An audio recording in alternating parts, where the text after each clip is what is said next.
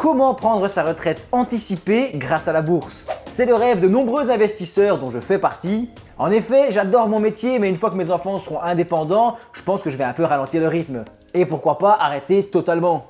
Et puis on ne sait pas ce que l'avenir nous réserve. On peut tomber malade, on peut se retrouver en incapacité de travail, avoir besoin de temps pour ses proches. Bref, personnellement, si la situation se présente, eh bien j'ai envie d'avoir le choix.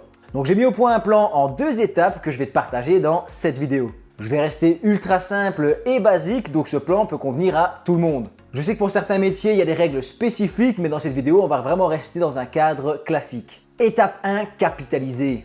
Première étape du plan, ça va être de capitaliser en bourse. La bourse, on y achète des produits financiers, et les produits financiers les plus connus, ce sont les actions. Quand tu possèdes une action, tu possèdes une part du capital d'une entreprise, ce qui signifie que si l'entreprise grossit, ta part grossit également. De plus, en tant qu'actionnaire, tu as parfois droit à des revenus, on appelle ça les dividendes. Et comme tout revenu, les dividendes, ils sont taxés, on est sur généralement un taux de 30%. Personnellement, je suis plutôt adepte des ETF, Exchange Traded Fund. Il s'agit de fonds cotés en bourse, gérés par des professionnels de la finance qui vont investir l'argent à ta place. Par exemple, dans le cas d'un ETF S&P 500, l'émetteur va acheter pour toi les 500 entreprises les plus grosses du marché américain. Amazon, Apple, Microsoft, Tesla, tout ça disponible en un seul clic. Alors il y a quelques désavantages aux ETF, mais bon, quand on suit de gros indices, globalement ça reste un très bon produit. Particulièrement pour ceux qui veulent investir sans trop se prendre la tête et faire ça de manière plutôt passive. Et dans nos 500 entreprises, ou ça peut être 1000 ou 1500 entreprises même, eh bien il y en a certaines qui versent des dividendes. Dividendes que tu ne toucheras pas car ils seront automatiquement réinvestis pour faire gonfler le capital. Et en plus de cette manière, tu évites de payer des impôts puisque tu n'as pas directement touché les dividendes. Voici un calculateur d'intérêt composé qui va nous dire combien est-ce qu'on peut espérer gagner sur le long terme. Imaginons qu'on veut investir à 20 ans et prendre sa retraite à 50 ans. Autrement dit 30 années de carrière au lieu des 40-45 années réglementaires. On va commencer à 0 € et on va investir 500 € par mois, c'est l'idéal. Quand on est jeune, ça peut être 300, quand on est plus âgé, ça peut être 800, c'est une moyenne. Alors le rendement d'un portefeuille avec quelques ETF bien choisis devrait atteindre sans trop de problèmes les 8%. On va sélectionner 30 années et à l'âge de 50 ans, on peut espérer avoir près de 745 000 €. Ça peut paraître incroyable, mais ça peut être beaucoup plus et c'est vrai que ça peut être aussi un petit peu moins. Surtout que comme je l'ai dit, tu peux aussi investir beaucoup plus d'argent à certains moments de ta vie, par exemple si tu as touché un héritage ou ce genre de choses. Deuxième étape, on va switcher notre stratégie. Tu te rappelles du début de la vidéo, certaines actions versent des dividendes. Par exemple ici, l'entreprise Orange, que je prends juste au hasard, on a un taux de rendement de 6,56% sur une action à 10,67 €, ce qui offre un dividende de 17 centimes par an et par action. Dans notre stratégie, on va sélectionner plein d'entreprises solides qui versent des dividendes de manière ininterrompue depuis des décennies. On veut plein d'entreprises parce qu'il est important de diversifier le risque au maximum.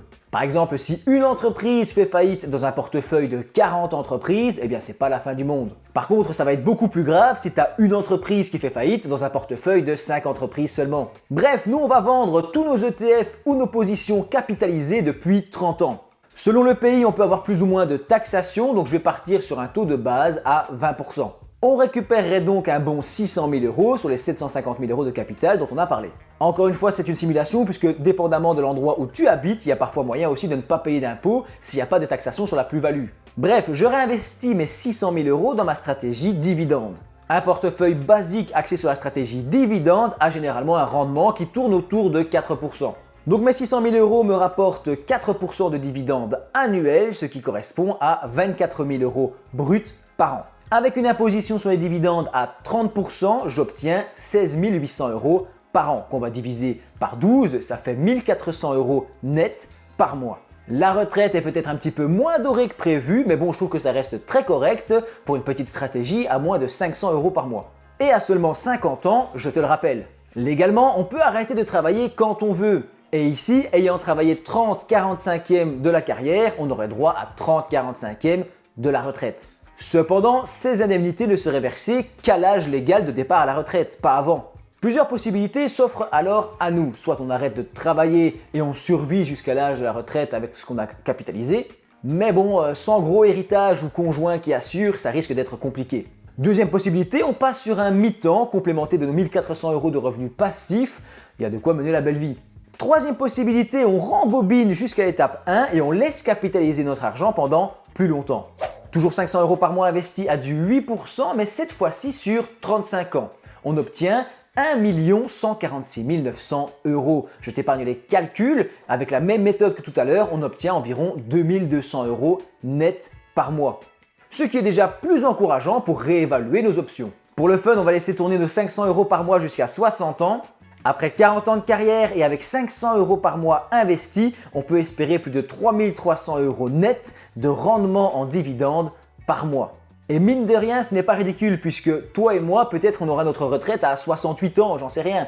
Donc on partirait déjà presque 10 ans à l'avance. Ça commence à être sérieusement intéressant, d'autant plus qu'on ne connaît pas les législations de 2050 ou 2060. Peut-être qu'on aura moins d'impôts sur les dividendes ou sur les plus-values parce que j'avoue que dans mes calculs, j'ai quand même été fort pessimiste. Bref, n'oubliez pas que ce sont des simulations dans lesquelles j'ai pris quelques libertés. Alors je vous vois venir dans les commentaires. Mais Goat, tu n'as pas parlé de l'inflation. L'inflation. Je ne comprends pas pourquoi est-ce que ça revient toujours dans la discussion. L'inflation, elle est là et elle sera toujours là. S'il y a de l'inflation, les salaires sont censés être indexés et tu devrais gagner plus à long terme.